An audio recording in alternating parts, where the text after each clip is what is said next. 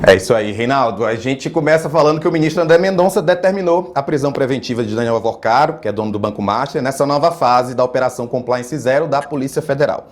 Essa operação atinge, entre outras pessoas, 2 servidores do Banco Central, um policial aposentado e o cunhado do Daniel Alvorcaro, que é o Fabiano Zettel, que se entregou à Polícia Federal. Foram cumpridos aí os 4 mandados de prisão preventiva, outros 15 de busca e apreensão em São Paulo e Minas, com apoio do BC. Foram determinadas ainda ordens de bloqueio de bens de até 22 bilhões de reais. E o objetivo é interromper a movimentação de ativos e preservar valores potencialmente relacionados às práticas ilícitas apuradas. Reinaldo, que turma é essa, hein?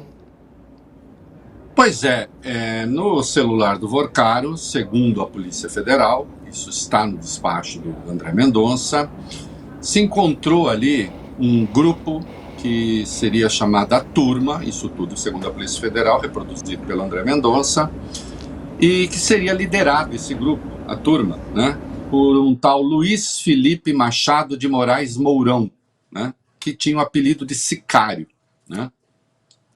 E esse grupo, composto por várias pessoas, né, o Vorcaro, o Zettel, outros, né, seria encarregado de fazer ameaças à integridade física de oponentes, de concorrentes e até de jornalistas, num trabalho, segundo a Polícia Federal sempre, de vigilância e coerção privada de pessoas que seriam críticas ao Grupo Master e a Daniel Vorcaro, né?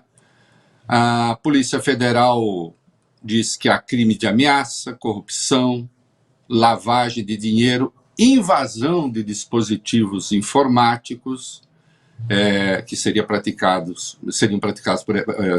essa invasão por essa organização criminosa, e tinha como alvos concorrentes e pessoas que seriam críticas do Vorcaro e do Banco Master. Bom, se isso existe, evidentemente é de extrema gravidade, né? Não há caminho para dizer, olha, talvez, não, está lá o grupo, há ameaças, há disposição de atacar pessoas, nós vamos ver, o Lauro Jardim seria um dos alvos, colunista do Globo, né? Que se saiba, né, a agressão física não é conhecida até agora, o Lauro com certeza não, né? Agora, estava ali, né? É só conversa de internet, é só conversa de zap? Bom, é preciso investigar, né? E aí, né, tem também gente do Banco Central, nós vamos ver, mas tem mais dados da milícia aí que a gente precisa informar, da suposta milícia que a gente precisa informar. Vamos lá. É isso, é exatamente isso que a gente foi falar, que é, segundo a Polícia Federal, né, sempre segundo a Polícia Federal, um ex-policial federal chamado Marilson Ronzeno da Silva faria parte desse grupo, né, tanto o Mourão como esse Ronzeno, eles foram presos. O Mourão, pra você ter ideia, recebia R$1 milhão por mês para comandar esse grupo, segundo a Polícia Federal. E ela afirma ainda que houve a invasão indevida de sistemas de informação, inclusive da própria PF e do Ministério Público Federal, e também falsificação de documentos públicos. É tudo de uma extrema gravidade, né, o que está aí. E o caso do Lauro Jardim, né, aí realmente a coisa é muito séria, ainda que, felizmente, não tenha acontecido nada, e certamente a defesa vai insistir na tese, bom, uma coisa é falar, outra coisa é fazer. Nós vimos isso, esse debate aconteceu bastante durante a condenação da turma ligada ao golpe de Estado, né, do que é mero ato preparatório, né, e a diferença entre a ideação ideológica, olha, por que é que a gente não dá uma porrada em fulano, vai lá, quebra os dentes dele, faz o diabo? Uma coisa é você escrever isso, outra coisa é você fazer isso, né? Eu vou lembrar aqui o debate havido durante o julgamento do Jair Bolsonaro e de sua turma. Agora, o que se encontrou ali, né, e a gente tem aí as informações sobre o Lauro Jardim, de fato o troço é sério pra caramba, né? Vamos dar esses dados para as pessoas. Eu vou ler aqui para quem está nos assistindo o que é que o ministro Mendonça disse na decisão relacionada ao Lauro Jardim. Ó. Abre aspas. Identificou-se a emissão de ordens diretas de Daniel Vorcaro para que fossem praticados atos de intimidação de pessoas, dentre as quais concorrentes empresariais, ex-empregados e jornalistas, que seriam vistas como prejudiciais aos interesses da organização e com vistas à obstrução de justiça. Tem um diálogo que diz respeito ao Lauro Jardim, que é colunista do jornal o Globo. O DV, que a PF diz que é o Daniel Vorcaro, né? Eles não tiveram muita criatividade aí, escreveu o seguinte, abre aspas, esse Lauro, quero mandar dar um pau nele, quebrar todos os dentes num assalto, fecha aspas, isso é o que consta na decisão do ministro André Mendonça. E acho que vale a pena também, Rafael, a gente ler a nota que o Globo soltou, porque, evidentemente, o que está aí, ainda que numa conversa privada, se executado, é um trabalho de intimidação do jornalismo, né? Vamos ver a nota que o Globo soltou. Vamos lá.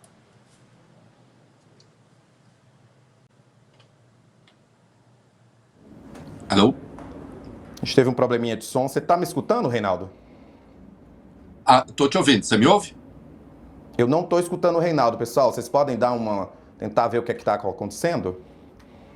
Só para a gente continuar aqui. Alô? Não está conseguindo essa voz. Eu te ouço, te vejo, movimento. Aqui, por favor, pessoal. Alô?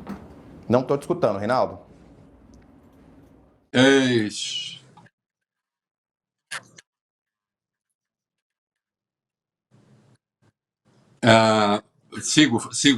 Sigo tocando? Tá, então vamos lá. O Globo soltou uma nota em que diz o seguinte: o Globo repudia veementemente as iniciativas criminosas planejadas contra o colunista Lauro Jardim, um dos mais respeitados jornalistas do país. A ação, como destacado pelo ministro André Mendonça, visava calar a voz da imprensa, pilar fundamental da democracia.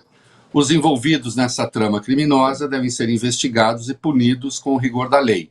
O Globo e seus jornalistas não se intimidarão com ameaças e seguirão acompanhando o caso e trazendo luz às informações de interesse público. Bom, vamos lá. Eu não sei se o Rafael já está me ouvindo, mas eu vou dar sequência aqui. É claro que o que está ali, como se fosse um planejamento, é de extrema gravidade. Tá? Evidentemente existe, esse debate se fez muito durante a CPI, uma diferença entre falar por que é que eu não vou lá e não dou um golpe de Estado numa conversa que você pode ter no Zap, que você pode ter num grupo fechado e não fazer nada disso e, portanto, você não tem o ato criminoso propriamente. Falar que vai cometer um crime não é crime, desde que você não use isso publicamente como se fosse uma ameaça. Então, nesse caso, em relação ao Lauro Jardim, o crime não foi cometido. Agora, o que a Polícia Federal está dizendo é que havia um grupo estruturado que teria esse objetivo, de não só ameaçar pessoas, mas também de intimidar concorrentes. Então, aí é preciso ver, houve essa intimidação efetiva? Né? As pessoas foram intimidadas, foram chantageadas, foram, de algum modo, agredidas por esse grupo. Né? Porque o que se viu, e é importante voltar à questão do julgamento do golpe de Estado, da tentativa de golpe de Estado, o Jair Bolsonaro não foi punido porque ele falava que comentava conteúdos que ele pretendia dar um golpe. Isso não foi usado como prova contra ele. Né? As várias vezes em que ele, mesmo nos jardins do Palácio da Alvorada, depois da eleição já realizada, depois de ficar claro que ele tinha sido derrotado, que ele falava que algo iria acontecer, aquilo não foi usado contra ele. O que é que foi usado efetivamente contra Jair Bolsonaro? Foi usado efetivamente contra Jair Bolsonaro o fato de que ele mobilizou os comandantes militares, o fato de que ele passou a minuta do golpe, o fato de que havia um planejamento, né? Por que é que aqueles que tinham a função de monitorar os ministros do Supremo foram punidos? Foram punidos porque efetivamente se mobilizaram, saíram de casa, foram lá, tem diálogos, né? Olha aqui, o ministro está aqui agora, não sei o que, interrompe a operação, não precisa. Houve monitoramento da mulher do Alexandre de Moraes, do escritório da mulher do Alexandre de Moraes, de familiares do Alexandre de Moraes. Então você sai da simples... Estamos de volta, Rafael? Rafael, estamos de volta. Então você sai da simples conjectura, e conjectura não é crime. Eu posso falar, amanhã eu vou lá e vou explodir a Casa Branca. Bom, num boteco as pessoas podem falar isso quanto quiserem. Elas têm condições efetivas de explodir a Casa Branca? Não, então isso não é crime. Agora, tomaram-se medidas efetivas para tentar realizar tal objetivo? Então vamos lá, houve o monitoramento efetivo do Lauro, das outras pessoas. Se isso aconteceu minimamente, então aí você já tem, né, o plano sendo posto em prática. E aí isso sim, e isso caracteriza crime. Então isso está lá nas conversas, é preciso saber se foi feito ou não. Notem que as prisões preventivas de hoje, né, elas foram determinadas muito em razão disso. Né? Todas as medidas acessórias, bloqueio de bens de 22 bilhões, talvez se tenha detectado alguma tentativa de mobilização de ativos, né? Isso não está exatamente claro, né? Mas a prisão preventiva foi decidida com base nesses diálogos, foi a razão principal, porque se considerou que há aí efetivamente uma ameaça e que há e que haveria um grupo estruturado, chefiado por esse tal Felipe, esse grupo, então, seria encarregado de fazer essas intimidações. Evidentemente, a defesa do Vorcaro nega que assim seja, diz que ele está colaborando com as investigações, né? Agora, isso está lá escrito, né? Não dá para ignorar que está escrito. Para que tenha consequências penais, será preciso verificar se algo saiu ali da conjectura e foi para ação. Ele teria também intimidado um chefe de cozinha, uma empregada, também isso veio a público, também isso está ali, né? Também isso é preciso verificar se aconteceu. Agora, é claro que isso é de extrema gravidade, além de ser de uma imprudência fabulosa, né? Porque, por mais que você não goste de alguém, você sair dizendo por aí num grupo que eu quero quebrar os dentes dele, quero botar para quebrar, quer dizer, inaceitável. Agora, insista-se, é preciso saber se isso efetivamente saiu da simples conjectura, né? E aí as coisas realmente se complicam bastante. Como a gente gosta de dizer na internet, né, o print é eterno. A PGR ela foi informada no dia 27 de fevereiro sobre o pedido da Polícia Federal para essa operação que aconteceu hoje contra o Daniel Vorcaro e os demais. Depois de 72 horas de análise, o órgão pediu mais prazo para se manifestar. E hoje, terça-feira, a PGR disse ao ministro André Mendonça que o prazo exíguo contado em horas, cogitado para a manifestação do Ministério Público, é de impossível atendimento, Reinaldo. E o André Mendonça, em razão dos diálogos, especialmente envolvendo o Lauro Jardim, ele escreveu lá: lamenta-se porque as evidências dos ilícitos e a urgência para a adoção de medidas requeridas estão fartamente reveladas na representação da Polícia Federal, porque se está diante da concreta possibilidade de se prevenir possíveis condutas ilícitas, de se prevenirem, né, ministro? Contra a integridade física, aqui só uma questãozinha de língua portuguesa. A integridade física e moral de cidadãos comuns, de jornalistas e até mesmo de autoridades públicas, porque há indicativos de ter havido acesso indevido do sistema sigiloso da Polícia Federal e tal. Eu não vi a fundamentação completa da decisão do Gonê.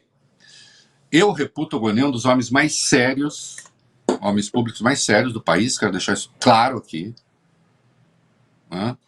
Seja na integridade moral, porque não sei nada, seja na integridade intelectual, ademais de ser um dos homens mais cultos da vida pública brasileira.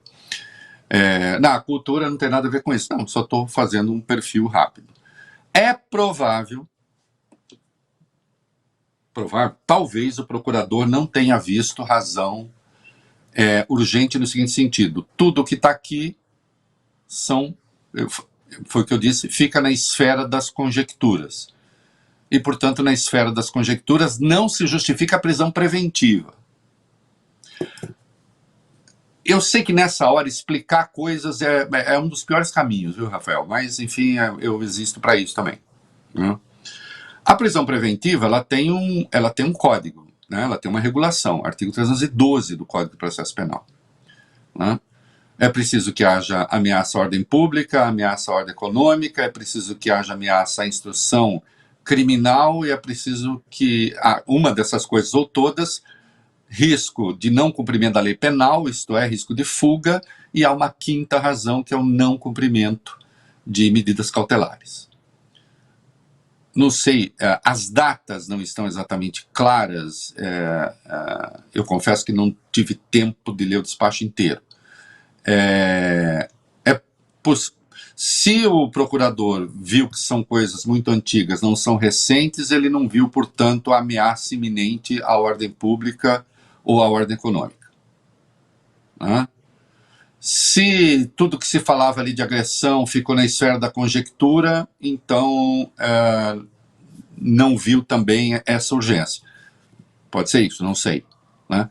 O André Mendonça, com aquilo que está ali dito pela Polícia Federal, tomou a decisão que tomou. Eu só faço essa observação porque o Gonê é uma pessoa respeitável, um grande homem público, e é preciso que a gente tente saber por que ele pediu mais tempo, né? Eu sei que é a pior coisa que eu estou falando agora, mas, enfim, precisa ser dita. É isso.